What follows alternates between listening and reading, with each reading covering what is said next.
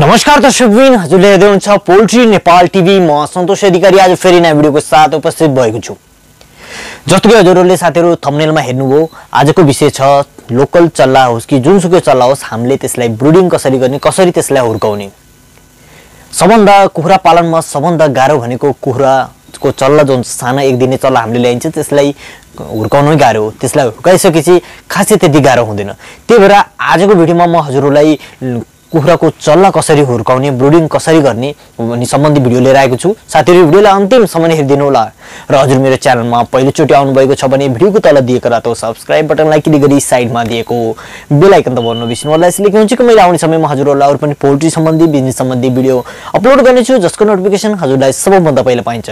साथीहरु हजुरहरू नयाँ हुनुहुन्छ या कुखुरा पाल्दै हुनुहुन्छ, हजुरहरूलाई चल्ला कसरी हुर्काउने भनी थाहा छैन भने आज हजुरको लागि एकदमै महत्त्वपूर्ण भिडियो लिएर आएको छु। साथीहरु कृपया गरी सानो समय निकालेर यो भिडियोलाई अन्तिमसम्म हेरिदिनु होला।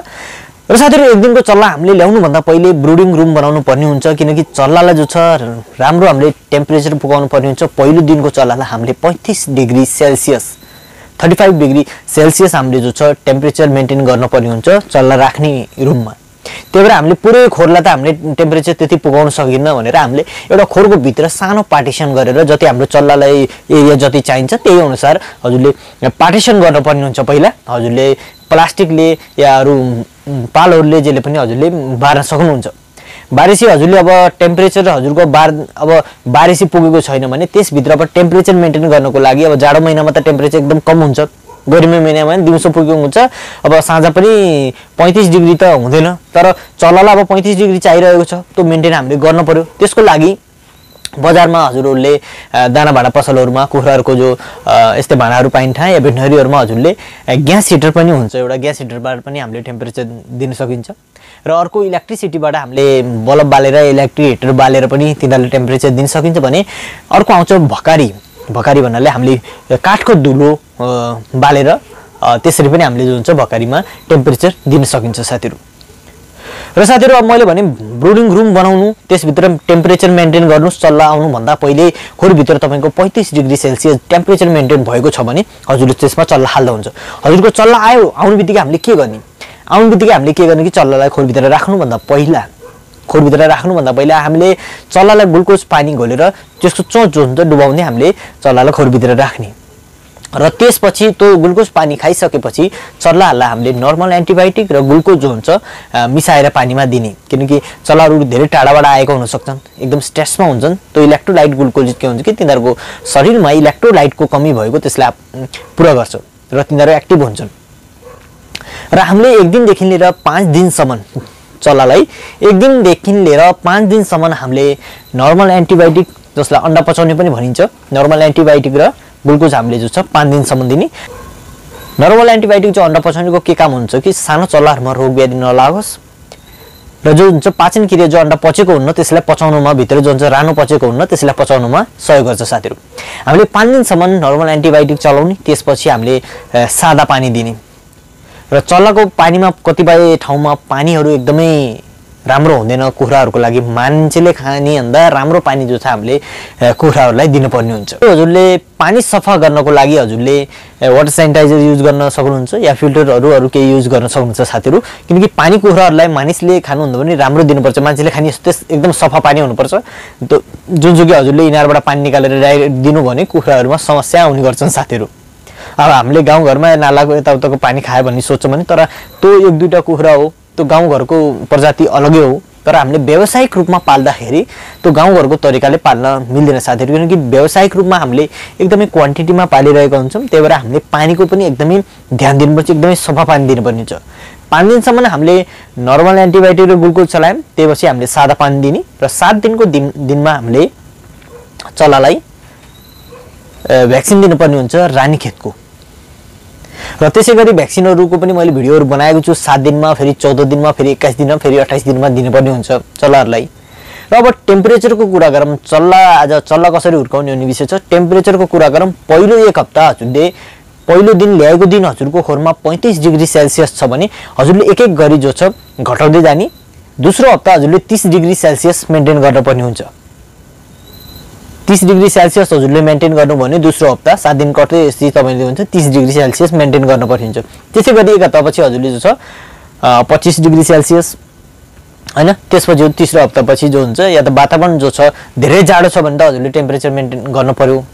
त्यसपछि जो हुन्छ जस्तो कि अब 20-21 त्यस्तै छ भने टेम्परेचर चाहिँ हजुरले जो छ छोडिदिँदा हुन्छ। गर्मीको बेलामा अब अरु ठाउँमा अब साँझको बेलामा 20-21 त्यस्तो हुन्छ भने काठमाडौँ जस्तो ठाउँमा गर्मीको बेलामा अब साँझको टेम्परेचर अब 18-20 त्यस्तै 21 हुन्छ भने बारेको कोठामा 20-21 हुन्छ। तेस्रो हप्तादेखि हामीले ओपन दिनालाई ओपन छोडिदिनु मिल्यो, लाइटहरु ब्रुडिङहरु हिटरहरु बाल्न परेन।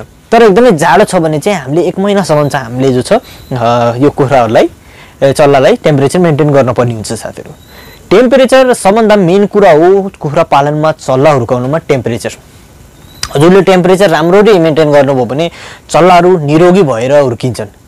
तपाईको चल्लाहरुलाई हजुरले टेम्परेचर राम्ररी मिलाउन सक्नु भएको छैन भने चल्लाहरुले राम्ररी दाना पानी खाइदिँदैनन्, एक ठाउँ कोचिएर बस्ने मात्र गर्छन्।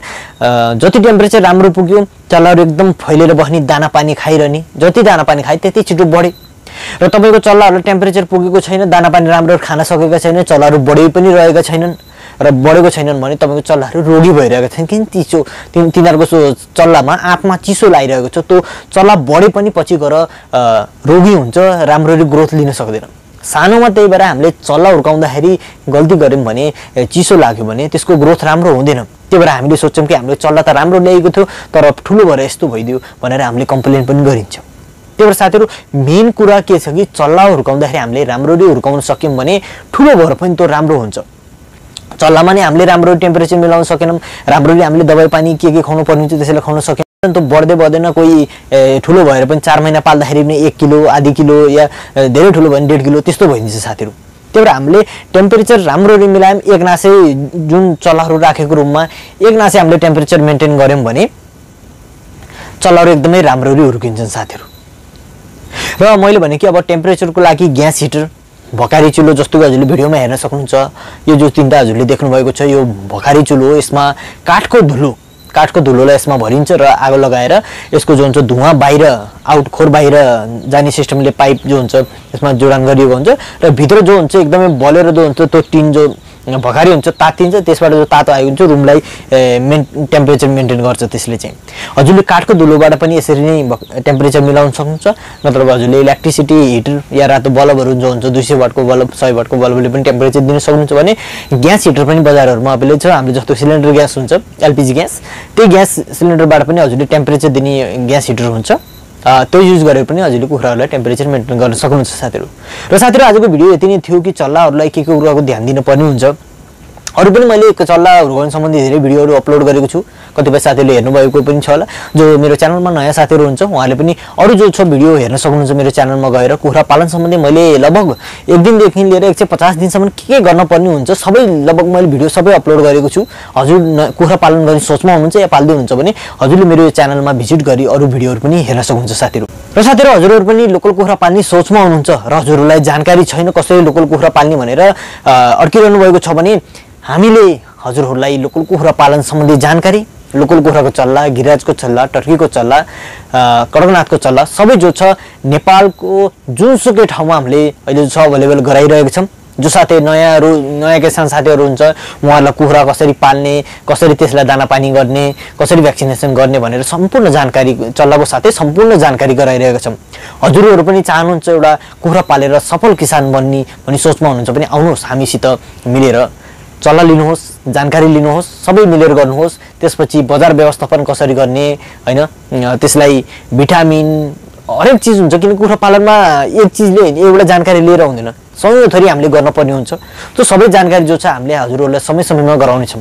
किनकि चल्ला बेच्ने धेरै छन् साथीहरु, चल्ला बेच्ने के चल्ला मात्र दिएर हुँदैन साथीहरु। हजुरले चल्ला लानु, चल्ला लएर कसरी पाल्ने हो हामीले के गर्छौं कि चल्ला दिन्छौं, त्यसपछि समय-समयमा यो भ्याक्सिन दिनु होला, यो गर्नु होला भनेर जो नयाँ किसान साथीहरुलाई हामीले टाइममा रिमाइन्ड गराइरहन्छौं। त्यसले गर्दाखेरि के हुन्छ कि सबै जानकारी कोहीसित पनि हुँदैन, नयाँ साथीहरुसित सबै जानकारी हुँदैन। त्यही भएर हामीले जानकारी गराएर उहाँहरुलाई कुनै समस्या हुँदैन, समस्या आए पनि समाधान हामीले उहाँहरुलाई भनिदिन्छौं।